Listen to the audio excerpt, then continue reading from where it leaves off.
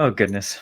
All right. Teach Better Family and Admin Mastermind. We are back. And I swear, every time Jeff and I get on this show, we start making jokes, cracking up, and it messes me up on my intro. I don't like, and every time I think to myself, am I going to edit that out? and Probably not. We're going to let it start with that little bit of silence and Josh trying to collect himself. and why is Chad and Ray allowing the two of us Yeah, to do we this? do. It's like clearly someone's not paying attention. Someone's not paying But attention. we're here, buddy. This is I now the know. second. We're 2 weeks into like the new school year of administrator masterminds. I know. It's That's been pretty great. cool. Yeah, and Yeah. we've gotten brand new folks into the mastermind group in the mornings and actually in the evenings too. And people in new positions, and there's this energy. Folks are obviously they've got a lot of things on the to-do list, but at the same point, they're excited to not only be with their staff. Some of them already have students in the building, so I think there's just like this raw energy of wanting to get things started, and then also just like, man, our conversations have just been pure gold. Yeah, they really have been. But I want to harp about you just said, because someone this morning actually was telling us how it's just not the same until the students get there too, right? It's true. So we talked a little bit about that. But yeah, great conversations again. You know what was cool about today? And this happens, it has happened plenty of times before, but it was just, I always enjoy when it does. Is like we have, Josh, you put together the nice bank for our team of conversation starters, questions to ask, prompts, ideas generators to get the conversation go. Because sometimes people come because they're like, they just want to be connected, they just want to be involved, but they don't necessarily have anything that they need to talk about. They aren't necessarily tackling a problem. This morning, we never got to any of those. we started off by saying, hey, if you need something, if you are working on something, what is it? And boom, right away, we had actually our newest member to the group shared an issue that they were dealing with. Do you want to jump into that right now and just like get right to it? What was pulled from that? Or? Yeah, I mean, I can set it up and you can fill in if you want. It was a school where they were seeing an increase in population, just as far as student body, but specifically in the special education department. And they were maxed out with rooms. And I know there were several people, myself included, that scenario has exactly been done on our campus. And they have a brand new principal in the building. And so obviously as a brand new principal, there's a lot of things on your plate, a lot of things on your to-do list, like I said before. And this individual was saying, hey, I don't know if this principal understands the gravity. And obviously under the umbrella of special education, there could be some bigger things as far as the IP and the legal implications, and, legal implications of, with that population specifically. So just trying to figure out like, what are some strategies in regards to that problem? And man, our group was on it and they did a great job of kind of running through different scenarios. And I don't know, Jeff, do you want to share like what was shared out in that? Yeah. And I think, like some of the issues that they were obviously, like you already mentioned, some of the potential legal implications, the IPs and not being able to serve those kids properly, but also the potential of this new principal having to go to his new staff and say, I got to shake up all your rooms. The room you've been putting in all the work in for however long, we got to move because we need a bigger room for this, or shaking up, or finding a way to take some other space that they did have available that wasn't necessarily a room, but maybe they could fashion into a room, moving it in there, while also worrying about making sure that the stakeholders, all these different places that this could just be a headache for this new person. And yeah, this individual was asking, from another district's role, like, one, a little bit worried, that principal didn't quite have the urgency and stuff on it, but also how do we support this person, right? How do we make sure? And it was really cool. Our group got to essentially, I think as a consensus, we all kind of got to communication. Communication, meaning communication with the stakeholders whose students may have a tight fit room for a couple of days and need to adjust. Communication to the staff about what might be needed of them, the changes, the inconveniences and the reasons why, and just generally communicating all that around. And so that led into just the idea of like, okay, like in general, that's just a good practice, right? Being consistent and being clear and communicating all the time is really important. Because we're talking about in that particular situation, if you think about a parent who's got a student who's special ed and they find out either from another parent or from their student that it's kind of sardines in there, I'm going to react a lot differently than if you, as the principal, Josh, reach out and say, hey, just so you know, we're going to be cramped for maybe this first week, but here's all the things we're doing to make it better for your child. And so I feel like he walked away with a lot. I think he's going to come back every week now from that, which is awesome. It was interesting though, because then you mentioned, I don't know if you mentioned yet, maybe this was before when we were talking, one of our longtime, like our OG mastermind members is actually now also just recently stepped into a principal role as well. Yeah.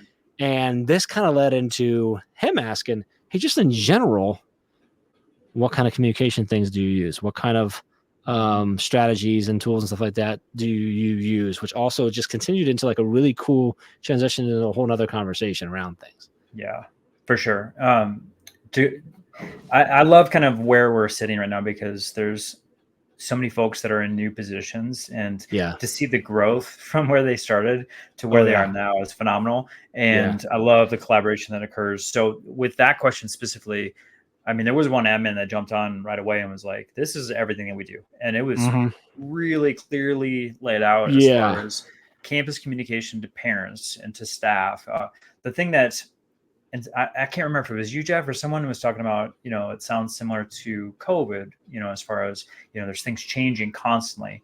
I mean, I started ticking in the side, because I started to have flashbacks, but I also realized that what was being shared was something that we implemented during the pandemic, and then we kept it. Like the pandemic sucked, and it was one of the worst couple of years as far as being a leader on a campus, just because of how much change in the communication that was needed. However, there were so many practices that we adopted afterwards that were like, why didn't we do that before? Like it did get us out of a comfort zone and required us to do different practices that stayed put after the pandemic. So hers was what she was talking about was a campus website, and that they would update it throughout the week, and then it would drop on Friday. So she called it she called it the loop. The loop. It was from the building. I think the buildings have it in the district, like to the staff, right? Because like loop isn't keeping you in a loop. So that was really cool. I don't mean to jump on, but it got me excited because it was like all the any of the building leaders, administrators, and stuff had access to. It was a Google site. So if there was something that you thought was good for your staff, whether it was an update, a resource, whatever, you added it to the site, and then at the end of the week, they published all the new changes for the week and then sent out an email to the staff that says, hey, this is updated. So then the staff knows, hey, I'm getting it on Friday. I should check it out.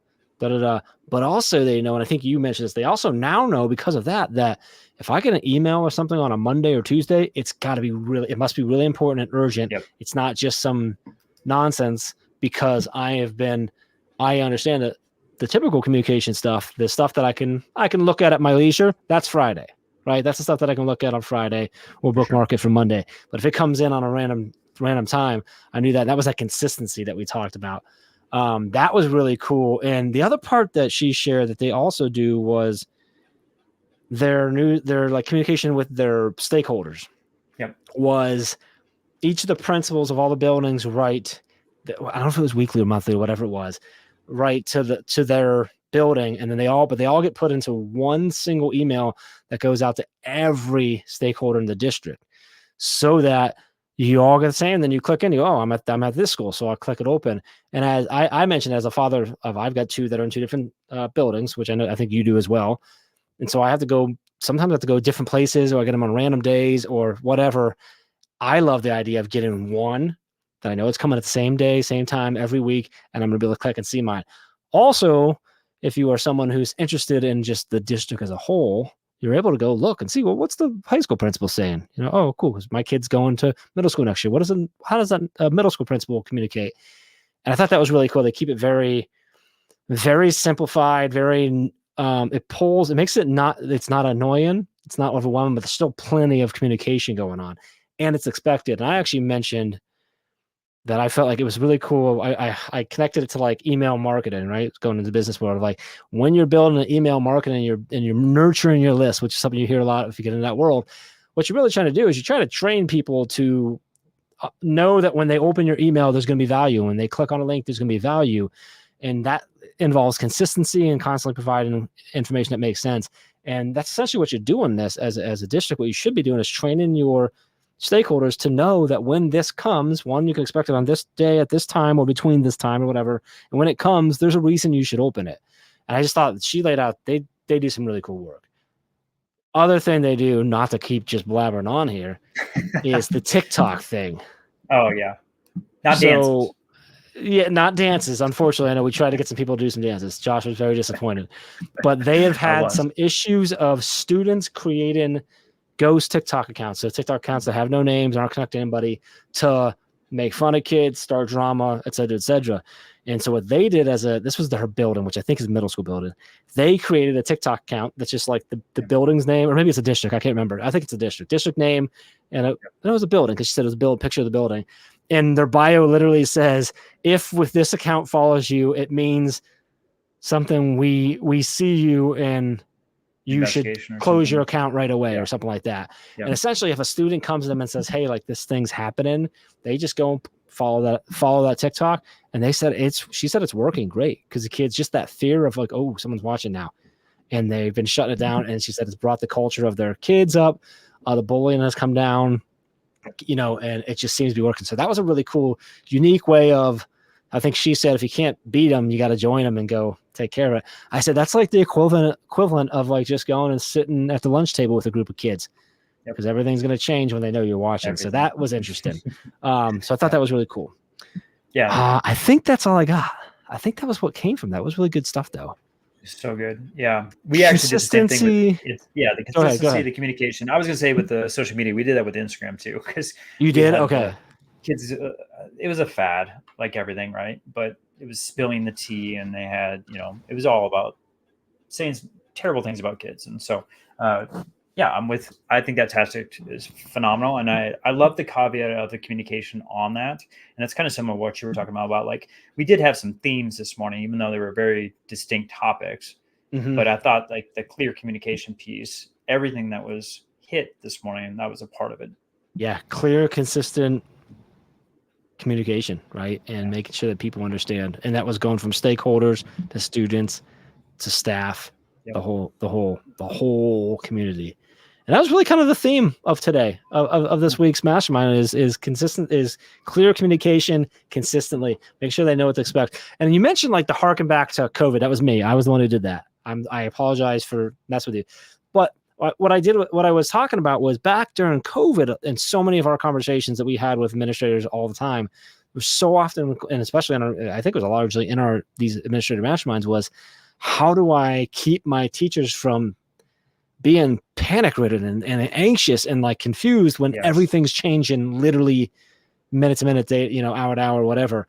And what we were trying to tell people a lot of times was like, you can't stop that. You have no control over the state changing things every other day, but you can be their constant, and you can tell them, hey, I'm going to email you everything I know at this time and this day every week. If you don't hear from me, then nothing's changing. So if you read it on Facebook, see it in a headline, hear it on the news, if I don't email you about it, we're not doing it, or it's not impacting your job. But if you see me email you, that's what it was. So it was this, I am your constant. Don't worry about the other stuff. I think that stays true all the time to your stakeholders, to your staff, to your students. This is the constant that you can count on. I'm going to communicate on this day. Here's what you can expect from me. Here's how you use this newsletter. Here's what you get. You know what I mean? Like, this is what it is. And if you do that, you're a whole lot less likely to get as many issues. You're more likely to limit those issues, at least. Obviously not get rid of them all, because that's not a thing. But that's not how life works. Another great week. Super excited. Josh, I know you already had it up on screen, but obviously teachbetter.com/mastermind is the place to go. For sure. And we got 2 times. So we got the Tuesday morning session, 9 a.m. Eastern, and now the afternoon, evening, depending on where you are in the world. Keeps calling it afternoon because he's way over there. Eastern time, yeah. The sun has not set on my mountains yet, so I consider it afternoon. It's dark here. And also, Josh, we also have the Facebook group, which you just popped up to. So facebook.com/groups/teachbetteradministrator mastermind, sorry. But if you register at teachbetter.com/mastermind, it'll immediately share that link with you. It's also in all the emails that we send out every week with the link and a reminder and stuff. So that's how you register 100% for free. To join us at either or both of those times, by the way, and join us in the Facebook group. So, awesome. All right, Josh, any last words? I feel like I talked a lot in this episode, and I want to apologize to everyone for that. Jeff did a phenomenal job of manning the morning session this morning. So as my kids were busy bees in the background, but no, I think just as for everyone right now, I know you're in the thick of it and it seems like you have a lot to do right now. Just know that Jeff, myself, Chad, Ray, the whole Teach Better team, we're here for you. So please reach out to let us know how we can support you. But if you feel like, man, I didn't make the first sessions, you are always welcome at the Admin Mastermind. So please understand that if you come for 5 minutes or 45 minutes, it doesn't matter. We love to see you and we're here to collaborate with you. Love it.